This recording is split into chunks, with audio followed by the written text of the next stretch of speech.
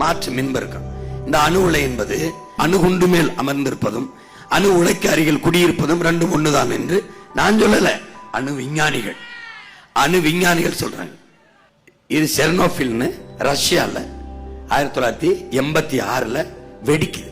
இந்த அழிவு ரஷ்ய தேசத்திற்கு மட்டுமல்ல, உலக மக்களுக்கான பேரழிவு, எச்சரிக்கைங்கிறப்பல நாம் நம்பினோம் இந்த விஞ்ஞானிகள் ஆபத்து பார்ந்தவர்கள், காப்பார்கள் என்று. ஆனால் ஏமாற்றப்பட்டு விட்டோம், ஏமாந்து போனோம் என்று. இந்த அணு உலையை குளிர்விச்சுக்கிட்டே இருக்கணும், அதுக்கு தண்ணீரை பீச்சு அடிச்சுக்கிட்டே இருக்கணும். அதுக்கு தான் கடற்கரை ஓரத்துல இவன் நடுறான். குளிர்விக்கிற அந்த நீரை உள்ள தள்ளி விட்டா எப்படி ஆகுவாரு? கசிவால் கடல்வாழ் உயிரினங்கள் செத்து போகுது, நஞ்சு உள்ள போயிருது.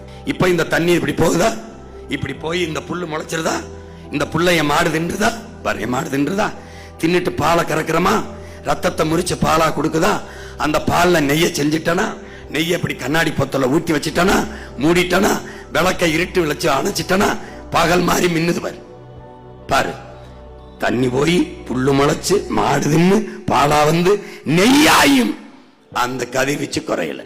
நன்கு கட்டமைக்கப்பட்ட காங்கிரீட் மதில் சுவரை லட்சம் கிலோமீட்டர் வேகத்தில் ஊடுருவி பாயுங்கிறான் அணுக்கதிர். அப்படின்னா மனித தோலும் மனித உடலும் எவ்மாத்திரம் என்பதை என் அன்பு பெற்றோர்களும் என் அருமை தம்பிதங்களும் எண்ணி பார்க்கணும். எதற்காக உங்கள் பிள்ளைகள் அணு உலை வேண்டாம் என்று எதிர்த்து போராடுகிறோம்? ஆளுகிற தகுதியை இந்த நிலம் இழந்து விடும். அதனால இதையெல்லாம் நான் தடுக்கிறேன்.